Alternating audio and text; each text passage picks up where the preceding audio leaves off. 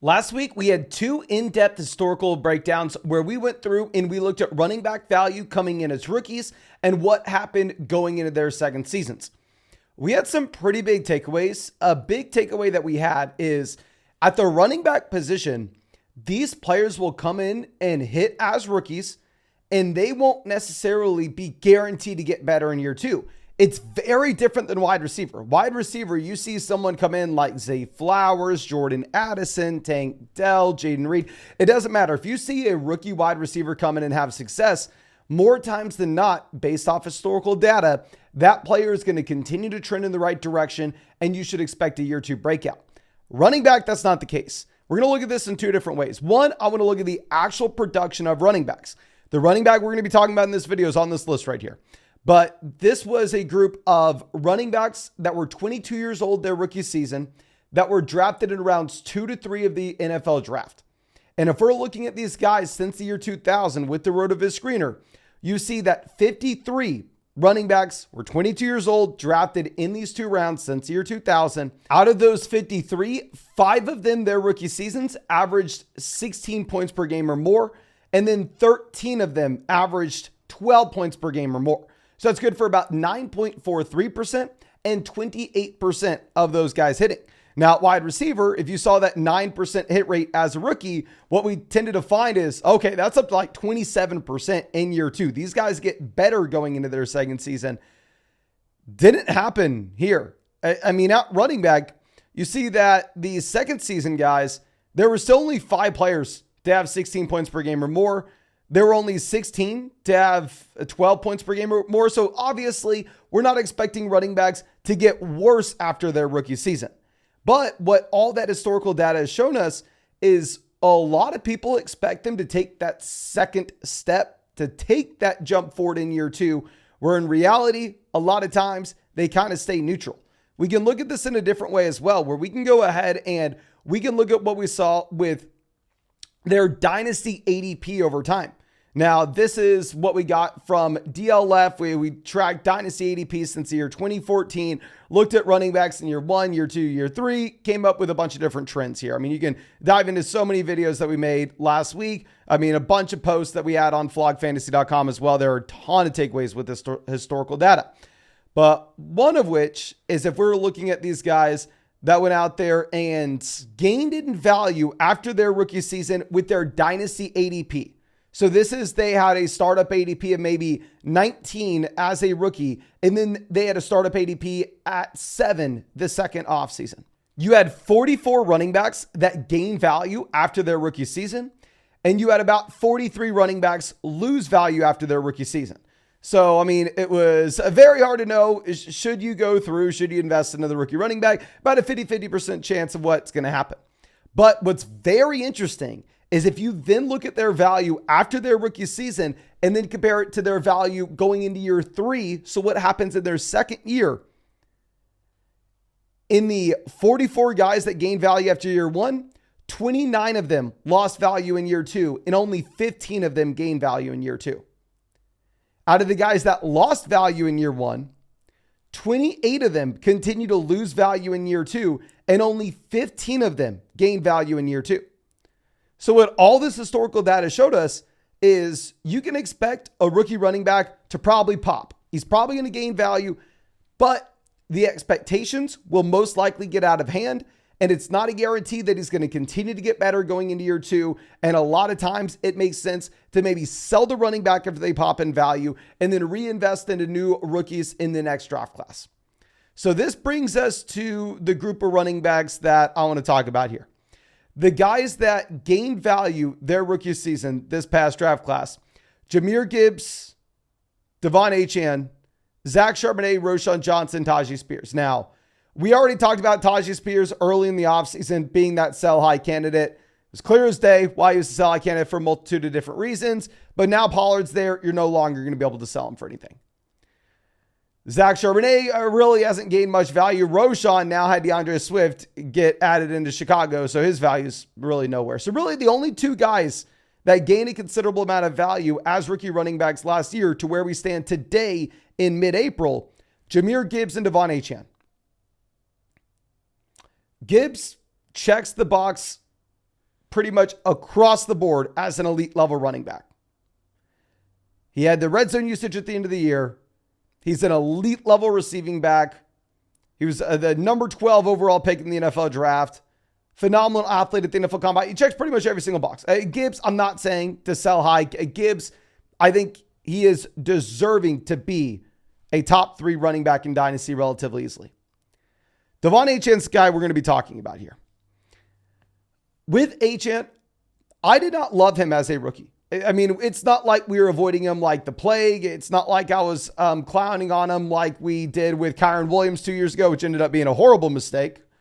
But I wasn't all over Achane. I wasn't screaming to draft him from the rooftops. And the reason is Devon Achane is an extremely small player. He weighed 188 pounds at the NFL Combine.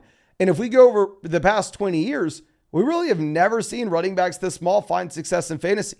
If we pull back up the road of his screener, we're going to be looking at running backs, not just as rookies, but any running back in any season, dating back over the past 20 years. So we're going to go from 2003 to 2023. The guys that averaged 15 points per game or more in an individual season, this would have just been good for about a top 14 running back finish last year. So either an RB1 or a high-end RB2. So yeah, I would say at that point, you're moving the needle, right? You had Devon Achane, who was able to do it, who just put up the best season ever from a fantasy football perspective of a running back that weighed less than 190 pounds at the combine. He was just the best guy that we've ever seen. Then you had Darren Sproles. Darren Sproles did it twice. He averaged 17 points per game in 2011, and he averaged 16.5 points per game in 2012. You had Work Done, who averaged 15.3 points per game in 2003. And you had Tariq Cohen, who averaged 15 points per game in 2018. So we have seen 3 running backs, including Devon Achane, of this size being able to be a high-end RB2 in fantasy or better. Now, the only guy to have been able to do it multiple times was Darren Sproles. And one thing that's very, very interesting to point out here with these running backs is Devon Achane averaged 19 receiving yards per game, whereas all the other running backs pretty much brought all their production with what they did as pass catchers. Darren Sproles, 44 receiving yards per game in 2011, 51 receiving yards per game in 2012. If you're averaging 51 receiving yards per game as a running back, I don't classify you as a running back at that point. I mean, Darren Sproles in these seasons, 5.4 rushing attempts per game, 3.7 rushing attempts per game. So the man's averaging 4.5 carries a game. He's not a running back. Okay, I know he's classified as an RB, but that's not how he was used in New Orleans when he was a running back 1 in fantasy. He was a wide receiver averaging 50 receiving yards per game. So honestly, I think we can throw the 2 Darren Sproles seasons off this list. We go over to Work Done. Work Done averaged 11 carries per game, which definitely is something that we need to point out. And with Work Done, he averaged 30 receiving yards per game. So a little bit more of a balanced player than Achane. A little bit more of a balanced player than Darren Sproles, where Sproles is pretty much just the receiving option and nothing else. Work Done did get some usage as a rusher. Tariq Cohen was in that Darren Sproles mold. Tariq Cohen was not a real running back. He averaged 6 carries per game. He averaged 45 receiving yards per game. So I don't even want to throw him on this list. So really, Work Done is the only example that we've had over the past 20 years of a running back fitting this Achane mold of being a running back 1 in fantasy or a high-end RB2. But big thing is Achane was the best on this list. And we need to ask, how was he the best on this list? What led to this kind of season? Because he only averaged like 9.3 rushing attempts per game. What happened was he averaged 8 yards per carry. If you were looking at all running backs over the past 20 years, regardless of their weight, that doesn't matter at all here, regardless of the year that they were drafted, or regardless of anything, all running backs over the past 20 years to average 8 or more carries per game. And looking at their top yards per carry, we had Devon Achane this past season at 8 yards a carry. We had Jamal Charles at 6.4. We had Adrian Peterson at 6, CJ Spiller at 6, J.K. Dobbins at 6, Jamal Charles 5.9, Felix Jones 5.9, Rashad Penny 5.8, Maurice Jones-Drew 5.7, J.K. Dobbins 5.7, Sony Michel 5.7, Khalil Herbert 5.7. So you're looking at Achane putting up the most efficient running back season that we have ever seen. That we have literally ever seen. So the question is, can he keep this up, right? So what I wanted to do is I wanted to look at running backs that had a limited amount of volume. We're going to be looking at running backs that average like 5 to 11 carries per game. And we're going to be looking at their yards per carry season over season, right? So these are running backs that it didn't pull an Adrian Peterson year where he's putting up ridiculous efficiency numbers off 20 carries per game. We know Adrian Peterson is Adrian Peterson. I wanted to look at the guys that had the smaller sample and see if they're able to replicate it their next season. So I know this is going to be difficult to follow along if you're not used to the Rotoviz screener, but essentially we want to be looking at the yards per carry column that's right next to the season played, and then the last column and comparing those two. That's going to be the yards per carry that we're sorting by, and then that's going to be the following season. So Devon Achane had 8 yards per carry this past year. We don't know what it's going to be this next season yet, but we have a sense with Darren Sproles. He went from 6.9 down to 5.1. We have a sense with this running back from Atlanta from 2006, Jarius Norwood. He averaged 6.4 down to 6. Michael Turner, 6.3 down to 4.5. Alvin Kamara, 6.1 down to 4.5. Kevin Falk, 6.1 down to 5.4. CJ Anderson, 6 to 2.7. Jesse Charbon, 6 to nothing. J.K. Dobbins, 6 to getting injured. Jarius Norwood, a 6 to 5.1. Felix Jones, 5.9 to 4.3. Justin Forsett, 5.9 to 5.2. Jalen Richard, 5.9 to 4.9. Ty Montgomery, 5.9 to 3.8. James Cook, 5.8 to 4.8. Rashad Penny, 5.8 to 6.1. Khalil Herbert, 5.7 to 4.9. Mike Gillislee, 5.7 to 3.7. Maurice Jones-Drew, 5.7 to 4.6. Rashad Penny, 5.7 to 3.1. Sony Michel, 5.7 to 4.3. So every single one of these running backs that has had an insane season with their efficiency off a limited sample, what we found was the next year, the efficiency came down. I mean, if you play fantasy for a while, you kind of already understand that this is going to happen, right? Efficiency is going to be extremely volatile year to year. If you put up one of these outlier type seasons, the base expectation is you're going to come back closer to the middle of the pack. It's not that you just put up the best season ever, so now you're going to be below average. It's that you just put up the best season ever, and maybe you're not going to replicate that. Maybe you just go down to being very good or just above average, right? So if you're looking at that with Achane, which is what all the historical data is telling you is going to happen, the one thing that we have to ask ourselves is, can he see an uptick in volume? Where if the uptick in volume comes in, it can counteract the decrease in efficiency. Because that's what we see a lot of times. You go back to Alvin Kamara, his rookie season, being at the very top of this list. Yes, his yards per carry go down in year 2, but it doesn't matter because he has so much of a larger role in his offense that he's even better in fantasy than he was the year prior. So that's what you're looking for with Devon Achane. And that's typically what we're looking for with all rookies that flash in year 1 is going into year 2. We want them to have an increased workload, even if the efficiency comes down.